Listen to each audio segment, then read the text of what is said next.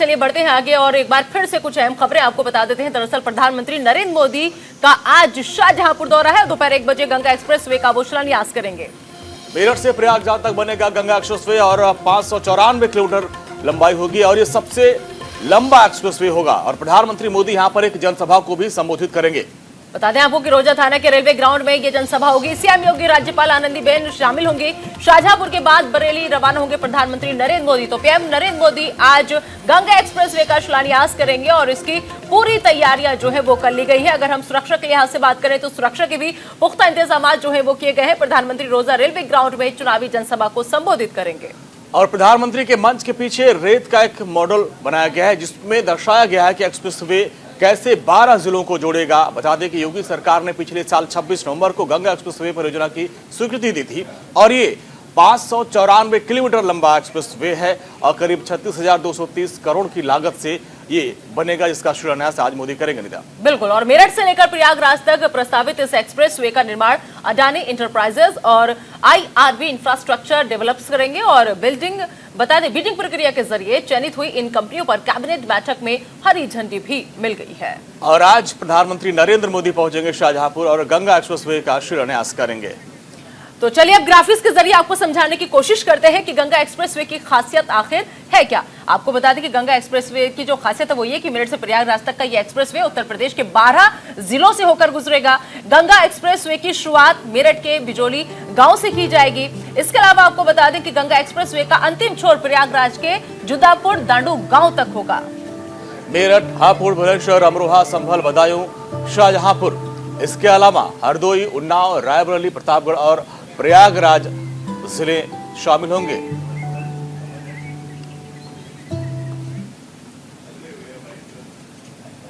और यूपी की सियासत जुड़ी आज की बड़ी खबर यह है कि रायबरेली में अखिलेश यादव का आज दूसरा दिन है। सुबह 11:30 बजे मुंशीगंज बाईपास के पास पहुंचेंगे अखिलेश यादव और बैक टू बैक 3 जनसभाओं को संबोधित करेंगे।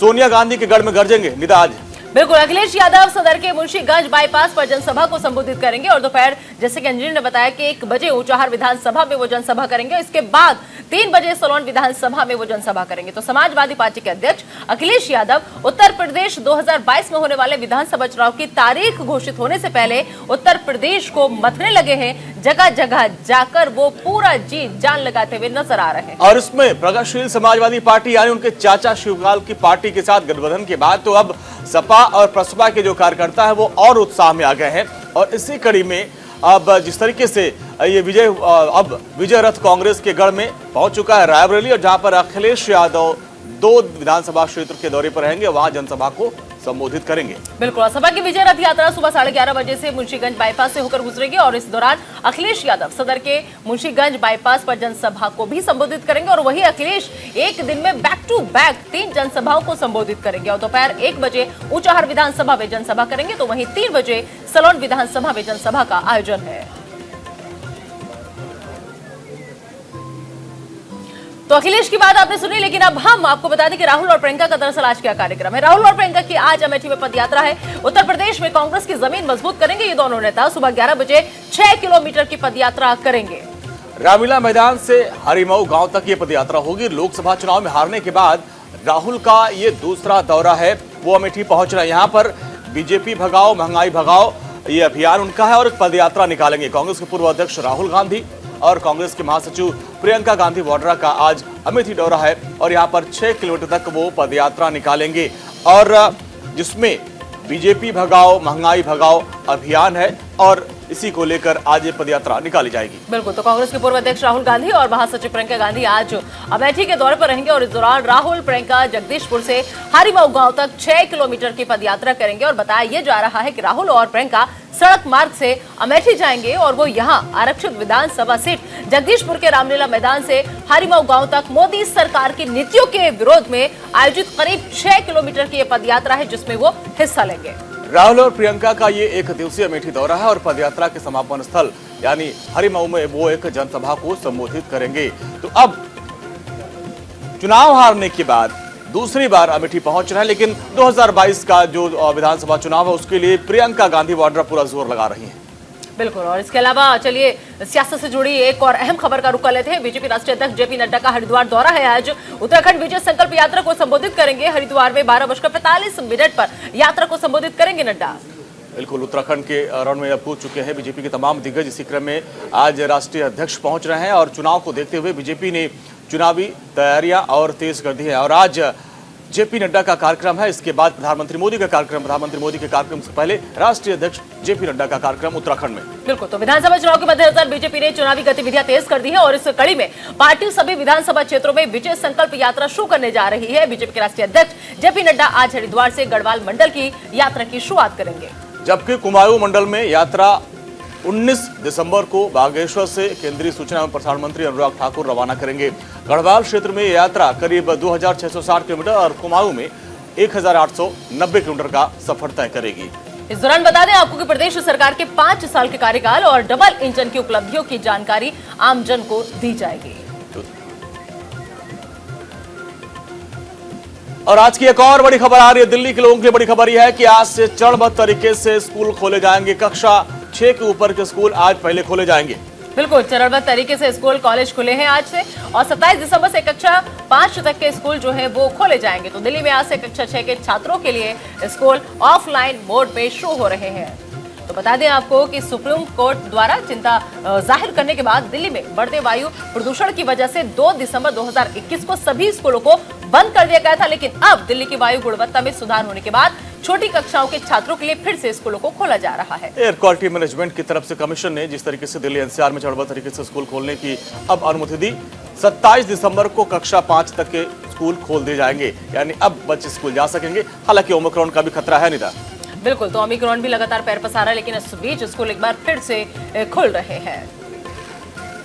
बड़ी खबर यह आ रही है कि देश में ओमिक्रॉन के मामले बढ़ते जा रहे हैं। 22 नए मामले सामने हैं, जिसके चलते अब 113 संक्रमित मरीजों की संख्या हो गई है निदा। बिल्कुल, और केंद्र सरकार ने लोगों को चेताया है कि मास्क 2 गज की दूरी अपनाने की अपील जो है वो एक बार फिर से की जा रही है। गाजियाबाद में भी ओमिक्रॉन के 2 केस जो है वो सामने आ चुके हैं। उत्तर प्रदेश में ओमिक्रॉन के ये पहले मामले सामने आए हैं। तो देश में कोरोना के नए वेरिएंट ओमिक्रॉन के मामले बढ़ते जा रहे हैं और यूपी में भी दस्तक दे दी है।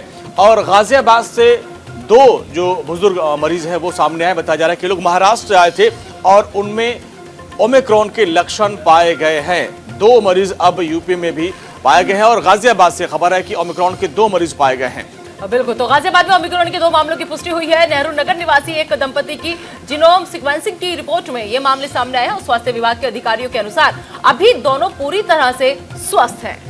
दरअसल नेहरू नगर निवासी दंपति पिछले 3 दिसंबर को मुंबई से लौटे हैं और उनकी कोरोना रिपोर्ट पॉजिटिव आई थी और वो मुंबई से जयपुर होते हुए गाजियाबाद आया और खांसी होने पर उन्होंने निजी लैब में जांच कराई तो कोरोना की पुष्टि हुई थी। और कोरोना वायरस के नए स्वरूप से संक्रमितों की संख्या 100 पार कर गई है। संक्रमण के प्रसार के मद्देनजर केंद्र ने लोगों को गैर जरूरी यात्रा और सामूहिक समारोह से बचने, बड़े स्तर पर नए साल का जश्न नहीं मनाने की सलाह दी है, क्योंकि बचाव ही एकमात्र रास्ता है और जिसे आप फॉलो करके और जो भी गाइडलाइंस दी जा रही हैं उनको अगर आप फॉलो करेंगे तो इसके खतरे को आप कम कर सकते हैं। तो ओमिक्रॉन के संकट के बीच राहत भरी खबर भी आई है सामने। आपको बता दें कि वो खबर क्या है, वो ये कि सीरम की कोवोवैक्स वैक्सीन को मंजूरी मिल गई है। WHO ने इमरजेंसी इस्तेमाल की मंजूरी दे दी है। तो बड़ी खबर यह है कि भारतीय वैक्सीन कोवोवैक्स बच्चों के लिए तैयार है। अब बच्चे यानी 12 से 17 साल के बच्चों को यह टीका लगेगा और दुनिया की 9वीं भारतीय वैक्सीन है कोवोवैक्स।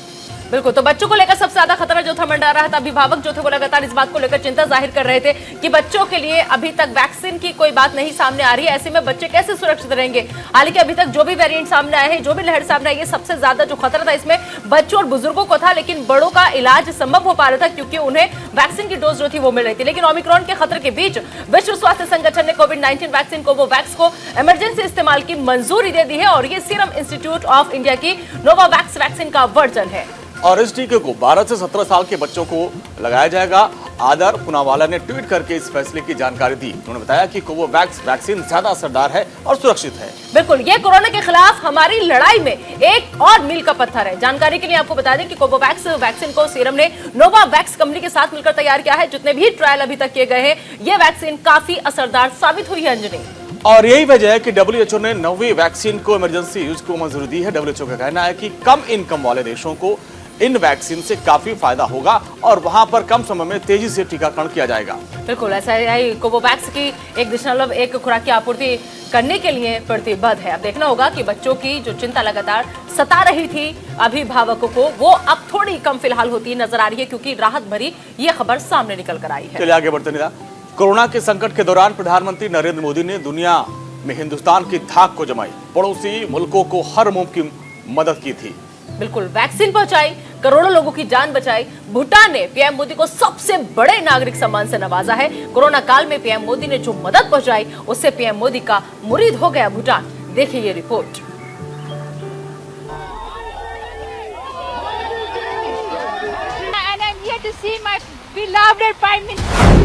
देश पर चला जादू, दुनिया पर चला जादू।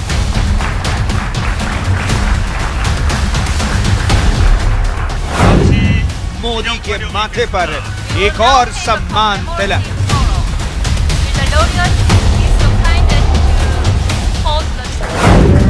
सारा जमाना मोदी का दीवाना।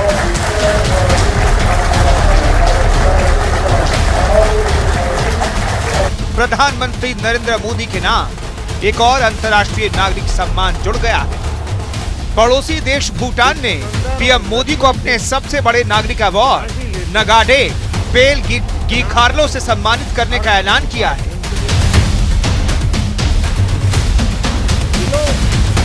कई देश अपने सर्वोच्च नागरिक सम्मान से पीएम मोदी को सम्मानित कर चुके हैं। भूटान के प्रधानमंत्री कार्यालय की ओर से ट्विटर पर जारी बयान में कहा गया है कि देश के सबसे बड़े नागरिक सम्मान से पीएम मोदी को सम्मानित किए जाने के फैसले से हम काफी खुश हैं।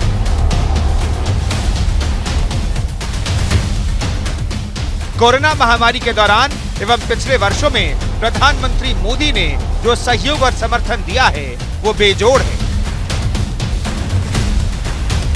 कोरोना काल में जब दुनिया के कई देश वैक्सीन और दूसरी मेडिकल मदद के लिए जूझ रहे थे, तब भारत ने इन देशों की मदद के लिए हाथ बढ़ाया था, क्योंकि भारत सर्वजन हिताय सर्वजन सुखाय में हमेशा विश्वास करता रहा है।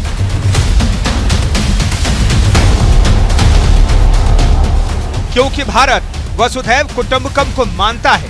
दूसरी लहर के दौरान जब दुनिया का खुद पर ध्यान था, तो भारत अन्य देशों की मदद कर रहा था। प्रधानमंत्री नरेंद्र मोदी को बिना किसी शर्त के दोस्ती भूटान के लिए उनके समर्थन और विशेष तौर पर कोरोना महामारी के दौरान की गई मदद के लिए भूटान ने उन्हें अपने सर्वोच्च नागरिक सम्मान का ताज पहनाने का फैसला लिया है।